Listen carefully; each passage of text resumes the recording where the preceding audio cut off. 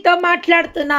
నా పిల్లల్లారా ఏమని మాట్లాడుతుండంటే ఏమంటుండు, పిల్లల్లారా మీరు వచ్చిన మాట వినుడి. రండి, మీ అందరితో ఈరోజు నేను మాట్లాడబోతున్నా. ఈ క్షణము మీ అందరితో మాట్లాడబోతున్నా. ఈరోజు సూటిగా స్పష్టంగా మీతో మాట్లాడబోతున్నా. ఈరోజు మీ ప్రశ్నలన్నిటికీ నేను జవాబులు ఇవ్వబోతున్నా. మీ బాధలన్నిటినీ నేను నివారింపజేయబోతున్నా అని దేవుడు ఈరోజు మనతో మాట్లాడుతుండే. ఏమంటుండంటే, పిల్లల్లారా మీరు వచ్చిన మాట వినుడి. యెహోవాయందు భయభక్తులు మీకు నేర్పెదను. బ్రతకగోరువాడు ఎవడనైనా ఉన్నాడా?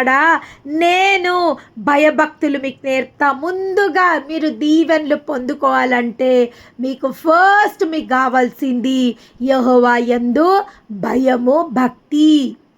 ఎప్పుడైతే భయభక్తులతో ప్రతి ఒక్క భక్తుడు దేవుని ఎదురుగా భయభక్తులతో ఆయన సన్నిధిలో భయము, భక్తి, భయం వేరు, భక్తి వేరు. కొంతమందికి భయం ఉంటే భక్తి ఉండదు, భక్తి ఉంటే భయం ఉండదు. కానీ ఈరోజు రెండిటి గురించి దేవుడు మాట్లాడుతుండు. మాకు భయం ఉంది కానీ భక్తి లేదు, భక్తి ఉంది కానీ భయం లేదు. మరియా, మార్తా ఇద్దరు సహోదరులు యేసు ప్రభు వాళ్ళ ఇంటికి ఒకరోజు రావడం జరిగింది. ఒకరోజు వచ్చినప్పుడు ఆ యేసు ప్రభుకు మరియా ఏం చేస్తుంది, యేసు ప్రభు రాగానే ఆయన పాదాల దగ్గర కూర్చొని ఆయన మాటలు వినడం జరుగుతుంది.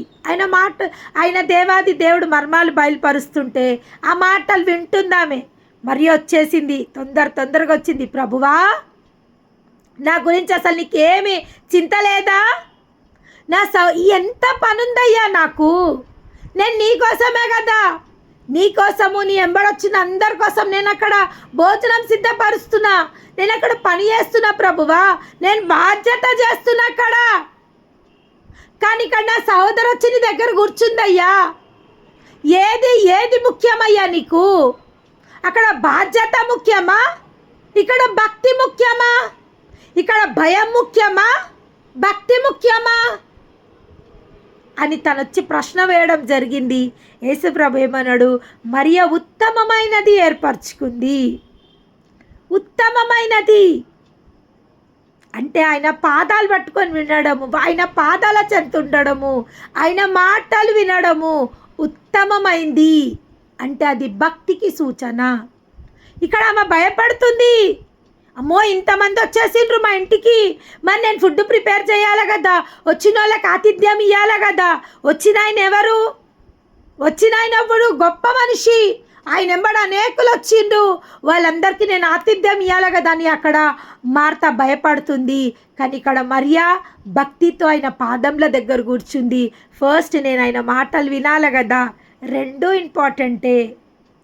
ఇంపార్టెంటే, కానీ శ్రేష్టమైంది భక్తి. భక్తి ఉంటే భయం ఆటోమేటిక్ వచ్చేస్తుంది. కానీ భయం ఉంటే భయం నుంచి వచ్చిన భక్తి అసలైన భక్తి కాదు. భయపడుకుంటాం, అమ్మో ఈరోజు మనం ప్రార్థన చేయకపోతే మనం అయిపోతుందేమో, అమ్మో ఈరోజు వాక్యం చదివి చాలామంది ఈ విధంగా అనుకుంటారు. అమ్మో నేను ఇలా ప్రార్థన చేయలే అందుకే నాకు ఇట్లా అయింది, నేను ఈరోజు వాక్యం చదవలే అందుకనే నాకు ఈరోజు ఇది కొట్లాట అయింది, లేదా ఇది ఏదో అయింది, ఏదో నష్టమైంది, ఏదో కష్టమైంది అని అంటారు. భయంతో భక్తి రాదు, ఎప్పుడు భయంతో భక్తి రాదు. భక్తి ఉంటే భయం ఆటోమేటిక్ వచ్చేస్తుంది.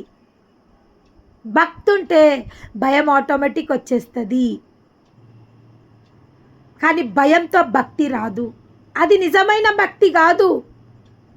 దేవుని దగ్గరికి వచ్చేవారు ఆయన ఉన్నవాడని, ఆయన మనకు కృప దయచేవాడని, ఆయన మనని దీవించడానికి సామర్థ్యత కలిగిన దేవుడని, ఆయన మన తండ్రి అయి ఉన్నాడని ఎవరైతే విశ్వసించి ఆయన దగ్గరికి వస్తారో, ఒక దేవుడని ఆయన దగ్గరికి వస్తే అది భయం అయిపోతుంది. కానీ ఒక తండ్రి అని ఆయన దగ్గరికి వస్తే అది ఏమైపోతుంది? అది భక్తి అయిపోతుంది.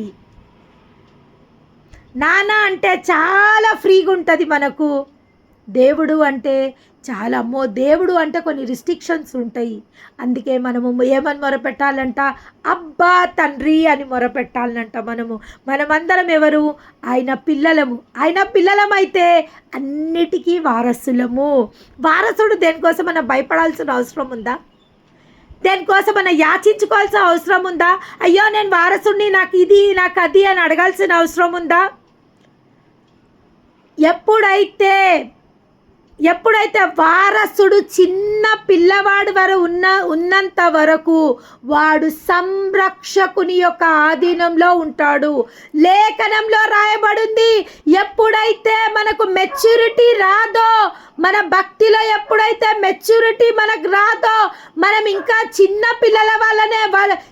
పిల్లలలాగానే మనం ఉండి సంరక్షకుని ఆధీనంలో మనం ఉండవలసింది. సంరక్షకుని ఆధీనంలో మనం ఉంటేనంట లేఖనంలో రాయబడింది, సంరక్షకుని ఆధీనంలో ఉన్నవాడు సేవకునితో సమానము. నీకు పవర్స్ ఉన్నాయి, ఆ పవర్స్ నువ్వు వాడుకోకపోతే నీకు పనోనికి ఏం తేడా ఉంది? నువ్వు వారసునివి, కానీ నువ్వు పవర్స్ వాడుకోవడానికి నీ దగ్గర ఏజ్ లేదు, నీ దగ్గర టాలెంట్ లేదు, నీ దగ్గర ఎక్స్పీరియన్స్ లేదు.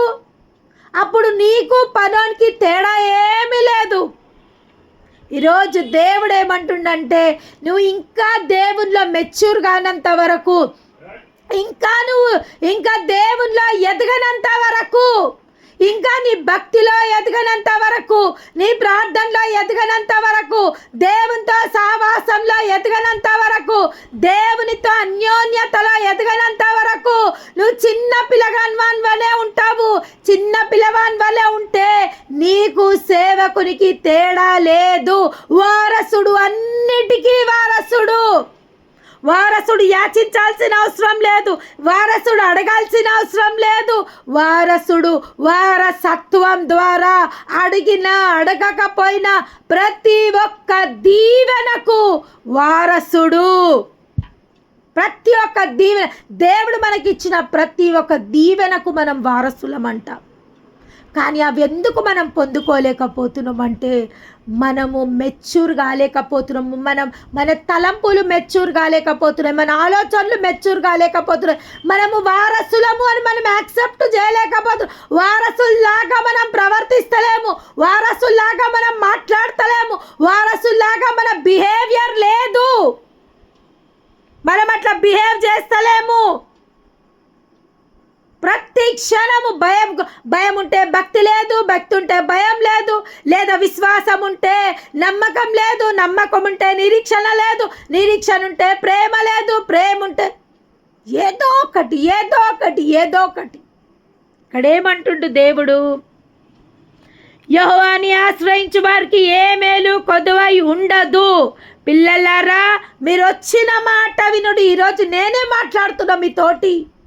I want to correct.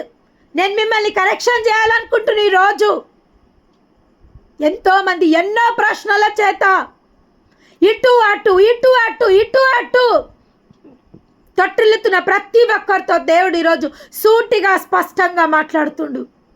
ఏమనంటే, మేలు నొందిచు అనేక దినములు బ్రతకగోరువాడు ఎవడైనా ఉన్నాడా?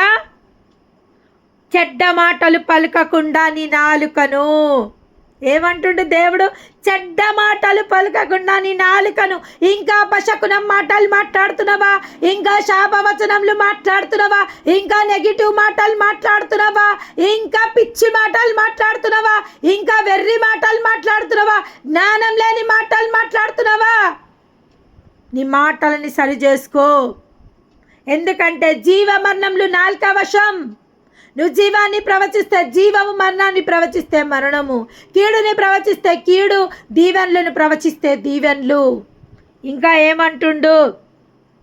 కపటమైన మాటలు పలకకుండా నీ పెదవులని కాచుకొనుము, కీడు చేయటమాని మేలు చెయ్యుము. కపటమైన మాటలు మాట్లాడకు. మనుషుల ఎదురుగా ఒక మాట, మనుషుల సాటు ఒక మాట, మనుషుల మొహం ఎదురుగా ఒక మాట, మనుషుల పక్కకు ఒక మాట, ఇప్పుడు ఒక మాట, రేపు ఒక మాట, గంట అయినా ఒక మాట, 2 గంటలైనా ఒక మాట. దేవుడు అంటుండు, నీ మాట అవునంటే అవును, కాదంటే కాదు. దానికి మించింది నాది కాదు. దానికి మించిన మాట నువ్వు మాట్లాడుతున్నావు అంటే నా యొక్క ఇన్ఫ్లుయెన్స్లో నువ్వు లేవు. ఇక డాష్, నువ్వు ఎవరి ఇన్ఫ్లుయెన్స్లో ఉన్నావో నువ్వే దాన్ని ఫిల్ చేసుకో. ఒక నిమిషం అవునని, ఒక నిమిషం కాదని, ఒక నిమిషం ఇస్తాని, ఒక నిమిషం ఇయ్యాని, ఒక నిమిషం పోతాని, ఒక నిమిషం పోను అని, ఒక నిమిషం సరే అని, ఒక నిమిషం వద్దని. ఇంకా ఏమంటుండు? కీడు చేయటమా అని మేలు చేయము, సమాధానము వెతికి దాన్ని వెంటాడుము. ఏం చేయమంటుండు? సమాధానాన్ని వెతుకుమంటుండు. వెతుకు. సమాధానం లేకుంటున్నావా ఈరోజు? ఎక్కడ నాకు నెమ్మది లేదు, ఏ స్థలంలో నాకు నెమ్మది లేదు, ఏ స్థలంలో నాకు నెమ్మది లేదు అని ఈరోజు వాపోతున్నావా నువ్వు? సమాధానంని వెతుకు. దాన్ని నువ్వు కోల్పోయినవు, దాన్ని ఎక్కడో పోగొట్టుకున్నావు. ఒక 10 నాణములు గల స్త్రీ అంట ఒక నాణంని పోగొట్టుకుందంట. పోగొట్టుకున్నప్పుడు ఆమె ఏం చేసిందంట? చాలా బాధపడకుండా దీపం పెట్టి ఆ ఒక పోయిన నాణం అంతా దోలాడుతుందంట. దోలాడినప్పుడు ఆ యొక్క నాణ్యం ఆ యొక్క స్త్రీకి దొరుకుతుందంట. దొరికినప్పుడు ఆమె ఇరుగు పొరుగు వారిని అందరినీ పిలుస్తుందంట. పిలిచి సాక్ష్యం చెప్తుందంట, నా పోయిన నాణ్యము నాకు దొరికింది, నా పోయిన నాణ్యము నాకు దొరికింది అని ఇరుగు పొరుగు వారికి అందరికీ పిలిచి ఆమె సాక్ష్యం చెప్తుందంట. పోయిన నాణ్యం నా మెట్లెత్తికింది ఒక దీపం పెట్టి. నిజంగా మనం సోఫాల కింద, చైర్ల కింద, మంచాల కింద ఏమైనా పడిపోతే మేము కూడా అంతే చేస్తాము. ఫోన్ది లైట్ పెట్టి దోలాడతాం అంతా. అంటే ఆ వెలుగుకు కోల్పోయింది దొరుకుతుంది. ఈరోజు దేవుడు ఏమంటుండంటే, నీ సమాధానాన్ని కోల్పోయినవా? నా యొక్క వెలుగులోకి నువ్వు రా, నా యొక్క వెలుగు కిందికి నువ్వు రా, నా యొక్క మాటల కిందికి నువ్వు రా, నా యొక్క చల్లని చూపుల కిందికి నువ్వు రా. నిశ్చయంగా నేను నీకు సమాధానం అనుగ్రహింపబోతున్నా. నువ్వు కోల్పోయిన సమాధానంని నేను నీకు నిశ్చయంగా అనుగ్రహింపబోతున్నా. ఇంకా ఏమంటుండంటే, సమాధానంని వెతికి దాన్ని వెంటాడుము, యెహోవా దృష్టి నీతిమంతుల మీద ఉంది. ఎక్కడుందంట? యెహోవా దృష్టి నీతిమంతుల మీద ఉంది. మనం నీతిమంతులమా కాదా? Yes, we are righteous in the sight of God. మనము నీతిమంతులము. ఎవరిని బట్టి నీతిమంతులం? మనని బట్టా? మన నీతి క్రియలు దేవుని దృష్టికి మురికి గుడ్డలతో సమానం. కానీ మనము నీతిమంతుడైన దేవుని బట్టి మనము నీతిమంతులుగా పిలువబడుతున్నాము. దేవుడే మనని నీతిమంతులుగా పిలిచిండు. ఎవరైతే ఆయనను ఆశ్రయించిండ్రో, ఎవరైతే ఆయన రక్తంను ఆశ్రయించిండ్రో, ఎవరైతే ఆయన నామాన్ని శరణ జొచ్చిండ్రో వారిని నీతిమంతులుగా ఆయన తీర్చిదిద్దిండు. ఏమంటుండంటే, నీతిమంతులు, యెహోవా దృష్టి నీతిమంతుల మీద ఉన్నది, ఆయన చెవులు వారి మొరలు ఒగ్గి ఉన్నాయి. దుష్క్రియ చేయి వారి జ్ఞాపకము భూమి మీద నుండి కొట్టివేయును. యెహోవా సన్నిధి వారికి విరోధంగా ఉండు. నీతిమంతులు మొరపెట్టగా. ఇక్కడ నుంచి ఇంకా మనతో మాట్లాడుతుండు దేవుడు, దేవాది దేవుడు మనతో మాట్లాడుతుండు. నీతిమంతుడు, నిన్ను నీతిమంతుడుగా తీర్చిదిద్దిండు. ఈరోజు నా మాటలు విని మీరు సమాధానంని వెతుకుతే నేను మీకు ఏమి ఇవ్వబోతున్నా దేవుడు చెప్తుండు. ఏమంటుండు? నీతిమంతులు మొరపెట్టగా యెహోవా ఆలకించును, వారి శ్రమలన్నిట్లో నుండి వారిని విడిపించును. విరిగిన హృదయం గల వారిని యెహోవా ఆసన్నుడు, నలిగిన మనసు గలవారిని ఆయన రక్షించును. నీతిమంతునికి కలుగు ఆపదలు అనేకములు, వాటన్నిట్లో నుండి యెహోవా వారిని విడిపించును. దేవుని నామానికి మహిమ కలుగును గాక. నీతిమంతునికి అనేక ఆపదలు వస్తాయంట.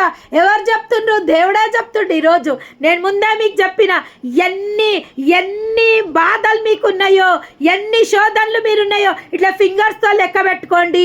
అన్ని డబల్ పోర్షన్స్ ఆఫ్ బ్లెస్సింగ్స్ మీకు ఇవ్వబోతుండు దేవుడని ముందుగానే దేవుడు చెప్పి ఉన్నాడు. నీతిమంతునికి కలుగు ఆపదలు అనేకములు. నీకు ఆపదలు అనేకములు ఉన్నాయా? You are considered as a righteous in the sight of the God. నువ్వు నీతిమంతురాలిగా, నీతిమంతుడిగా దేవుడు నిన్ను కన్సిడర్ చేస్తుండు. నీకు ఆపదలు అనేకములు ఉన్నాయా? నువ్వు ఆయన దృష్టికి నీతిమంతురాలుగా, నీతిమంతునిగా నువ్వు ఉన్నందుకు ఈరోజు rejoice in the sight of the God. దేవుని దృష్టిలో ఉల్లాసించండి.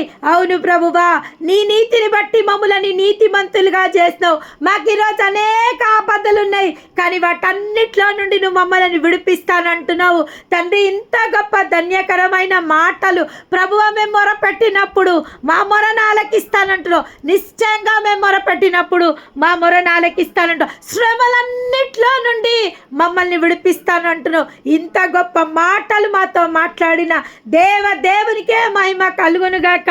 ఇంకా ఏమంటున్నంటే విరిగిన హృదయంని యెహోవా ఆసన్నుడు, నలిగిన మనస్సు గలవారిని ఆయన రక్షించును. దేవుని నామానికి మహిమ కలుగు. ఈరోజు నలిగిపోయినము, విరిగిపోయినము, హృదయం బద్దలైపోయింది అని ఎవరెవరైతే వాపోతుండ్రో వారందరితో దేవుడు మాట్లాడుతుండు. ఆ విరిగి నలిగిన మనస్సు నాకు కావాలా? ఆ నలిగిన మనసులో నేను యుగ యుగములు మీతో ఉండబోతున్నా. ఇంకేమంటుండంటే నీతిమంతుల కలుగు ఆపదలు అనేకములు, వాటన్నిట్లో నుండి యెహోవా వారిని విడిపించును. ఎవరిని విడిపించబోతుండంట? దేవుడు మనని విడిపించబోతుండంట. ఆ యొక్క దేవుళ్ళకు దేవుడు, రాజులకు రాజు, ప్రభులకు ప్రభు అయిన ఆ యొక్క దేవుడు మనని విడిపించబోతుండంట. చూడు, అన్యులకు కలిగిన ఆపదలలో అన్యులే వాళ్ళు దాన్ని జయించాలా, కానీ మనకు కలిగిన ఆపదలు దేవుడు మనని విడిపిస్తాడంట. అందుకే నేను ఇప్పుడన్నా, మనకు ఆపదలు వచ్చినాయా, మనకు బాధలు వచ్చినాయా, మనము సంతోషించి ఉత్సహించి దేవుని సన్నిధిలో గెంతులు వేయాలంట. ప్రభువా ఇంత పెద్ద ఆపద నాకు వచ్చేసిందయ్యా, ఎంత పెద్ద దీవెన నా కోసం సిద్ధంగా ఉందయ్యా, ఇంత పెద్ద కీడు నాకు వచ్చిందయ్యా, ఎంత పెద్ద మేలు నా కోసం ఉందయ్యా, అయ్యా ఇంత పెద్ద అవమానం నాకు వచ్చిందయ్యా, ఎంత పెద్ద తండ్రి ఘనత నాకు ఉందయ్యా. తండ్రి జనులు నన్ను ఇంతగా ద్వేషించి, ఇంతగా హింసించి, ఇంతగా తండ్రి దేవా దూషణ మాటలు మాట్లాడుతున్నారు ప్రభువా, నా నామాన్ని మీరు హెచ్చించబోతున్నారు ప్రభువా, నీకు వందనాలు. ఎవరైతే ఈరోజు మొదలుకొని ఈ విధంగా ప్రార్థన చేయబోతుందో, మీ ప్రార్థన ఈ విధంగా మారబోతుందో వారందరికీ దేవుడు బూడిదకు ప్రతిగా ఆనంద తైలంతో దేవుడు అభిషేకించబోతుండు. ఏమంటారంటే దేవుడు పూదండతో మిమ్మల్ని అలంకరించబోతుండు. వేకువ జామున అరుణోదయంలో నుంచి దేవుడు ఆ యొక్క వెలుగుతో లెమ్ము తేజరిల్లుము, ఏమంటుండు దేవుడు, లెమ్ము తేజరిల్లుము, వెలుగు నీ మీద ప్రకాశించి ఉన్నది. లెమ్ము తేజరిల్లుము, వెలుగు నీపై దిగి వచ్చుతుంది. ఎందుకంటే ఇది యెహోవా మాటలు. అక్కడ స్పష్టంగా ఆయన అంటుండు, పిల్లలారా మీరు వచ్చిన మాట వినుడి. నిజంగా ఆయన సన్నిధికి వచ్చి ఆయన మాటలు వింటే ఎంత గొప్ప మాటలు ఆయన మాట్లాడగలుగుతాడు. ఆయన మాటలు జుంటి తేనె దారుల కన్నా మధురమైనవి ఆయన మాటలు. ఈ మాటలను మనకిచ్చిన ఆ దేవాది దేవునికే మహిమ కలుగును. ఆయన మాటల్లో శక్తి ఉంది, ఆయన మాటల్లో బలం ఉంది, ఆయన మాటల్లో ఓదార్పు ఉంది, ఆయన మాటల్లో ఆశ ఉంది, ఆయన మాటల్లో నిరీక్షణ ఉంది. బిడ్డ అంటుంది, ఇంత ప్రేమ ఎక్కడదయ్యా నీకు? ఇక్కడున్నదా ప్రేమ? ఇంత ఓర్పు ఎక్కడదయ్యా నీకు? ఇక్కడుందా ఓర్పు, ఇక్కడుందా ప్రేమ, ఇక్కడుందా నిరీక్షణ, ఇక్కడుందా బలము. ఆయన వాక్యంలో ప్రేమ ఉంది, ఆయన వాక్యంలో బలం ఉంది, ఆయన వాక్యంలో వాత్సల్యం ఉంది, ఆయన వాక్యంలో నిరీక్షణ ఉంది. ఈ వాక్యం ఎవరి దగ్గర ఉంది? మన దగ్గరుంది. ఈ సత్యవాక్యం ఎవరి దగ్గర ఉంది? ఈ జీవంగల వాక్యం ఎవరి దగ్గర ఉంది? ఈ మహిమగల వాక్యం ఎవరికి ఇచ్చిండ్రు? మనకివ్వబడ్డది. ఇంత గొప్ప. అందుకే ఈ యొక్క బైబిల్ని అట్లా గుండె కత్తుకోవాలంట. ఎందుకంటే ఎప్పుడైతే మనము ఈ పరిశుద్ధ గ్రంథం ఇట్లా గుండె కత్తుకుంటామో ఆ శక్తి మనలోకి వెళ్ళిపోతుందంట. ఆ జీవ జలపు ఊటలతో మనం నింపబడతామంట. నేనైతే ఎప్పుడంట, ప్రభువా ఒక బిడ్డనెత్తుకున్నట్టు నేను నిన్ను ఎత్తుకుంటున్నా అయ్యా. నేను బైబిల్ పట్టుకున్నప్పుడల్లా ఎప్పుడంట, నా బిడ్డను ఎట్లా ఎత్తుకున్నాను అట్లా నిన్ను ఎత్తుకున్నానయ్యా. నిన్ను ఎత్తుకునే భాగ్యంని నాకు ఇచ్చినవు రాజా. నేను చాలా ప్రేమతో ఎత్తుకుంటా బైబిల్ని, చాలా ప్రేమతో పట్టుకుంటా బైబిల్ని నేను. ఎందుకంటే దీంట్లో జీవం ఉందయ్యా, దీంట్లో కనికరం ఉందయ్యా, దీంట్లో ప్రేమ ఉందయ్యా. పడిపోయిన వారిని లేవదీసే శక్తి ఈ పరిశుద్ధ గ్రంథంలో ఉందయ్యా. పాపులని పరిశుద్ధులుగా మార్చే శక్తి ఈ పరిశుద్ధ గ్రంథంలో ఉందయ్యా. దీంట్లో లేదంటూ ఏది లేదయ్యా.